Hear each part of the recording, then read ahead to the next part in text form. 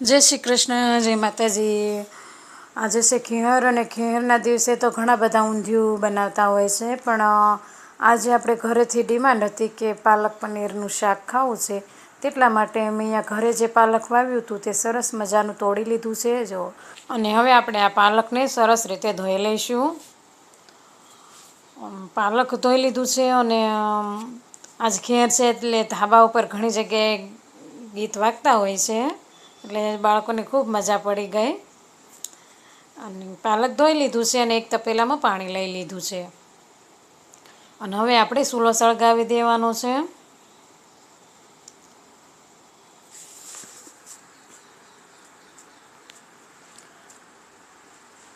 Gas ઉપર રસોઈ બનાવીને તેની કરતાં ચૂલા ઉપર રસોઈ બનાવવાની ખૂબ મજા આવે છે. ચૂલો સળગાવી તપેલું આપણે ચૂલા ઉપર રાખી દીધું છે.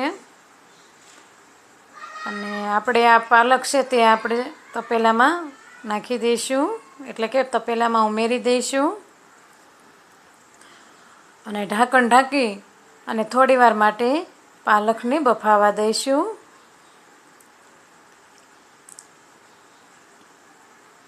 તો પાલક આપણે બફાઈ ગયું છે, તો હવે આ પાલકને આપણે બહાર કાઢી લઈશું અને ઠંડા પાણીમાં નાખી દેવાનું છે આ પાલક.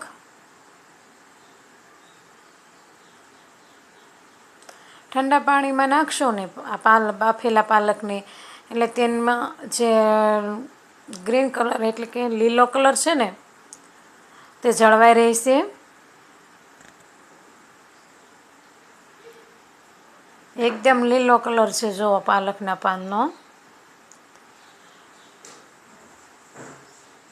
તો પાલકના પાન અને આદુ મરચાં લસણને સરસ એવું મિક્સરમાં કાઢી લેવાનું છે આપણે. મિક્સર જારમાં મેં ગ્રેવીને પેસ્ટ બનાવી લીધું છે. હવે આપણે એક વાસણ ચૂલા ઉપર રાખી દઈશું અને તેમાં આપણે તેલ ઉમેરી દઈશું. તેલ ગરમ થઈ જાય ત્યાર પછી તેમાં આપણે આ પનીર છે ને તેને છેકી લેવાનું છે. તમે ઈચ્છો તો ટુકડા કરીને પણ શેકી શકો છો. તો આપણે આ પનીર શેકાઈ ગયું છે, તો પનીરને આપણે બહાર કાઢી લઈશું અને થોડીવાર માટે ઠંડુ થવા રાખી દઈશું.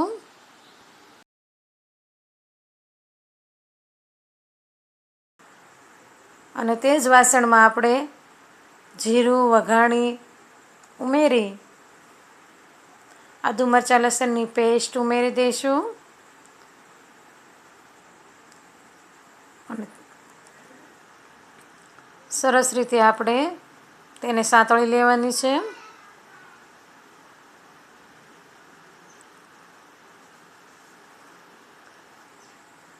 તો આદુ મરચાં લસણની પેસ્ટ આપણી આ સતળાઈ ગઈ છે, તો તેમાં આપણે પાલક પ્યુરી ઉમેરી દઈશું.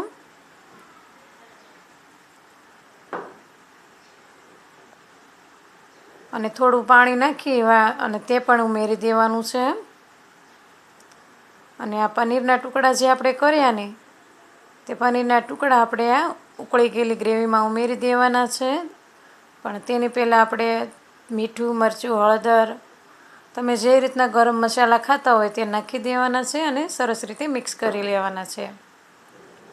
મસાલા બધા મિક્સ થઈ જાય ને એટલે પનીરના ટુકડા ઉમેરી તેને પણ સરસ રીતે મિક્સ કરવાના છે. અને તેની સાથે આપણે આ કાજુની પ્યુરી હતી તે ઉમેરી છે અને થોડીવાર ઢાંકણ ઢાંકી થવા દઈશું. થોડીવાર પછી સરસ મજાનું આપણે આ પાલક પનીર તૈયાર છે. અને તેમાં આપણે 1 ચમચી માખણ નાખશું.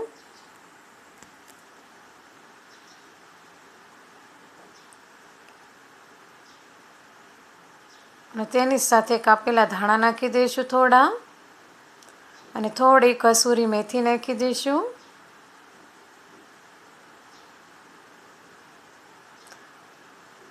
તો સરસ મજાનું આપણે આ પાલક પનીર રેડી છે. તેની સાથે મેં અહીંયા પરોઠા બનાવ્યા છે.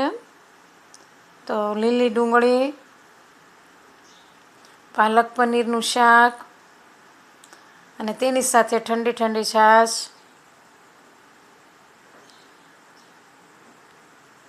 અને જો તમને મારો આ વિડીયો પસંદ આવ્યો હોય તો લાઈક, શેર અને સબસ્ક્રાઈબ કરવાનું ભૂલતા નહીં. તો મળીએ હવે નેક્સ્ટ વિડીયોમાં. ત્યાં સુધી આવજો.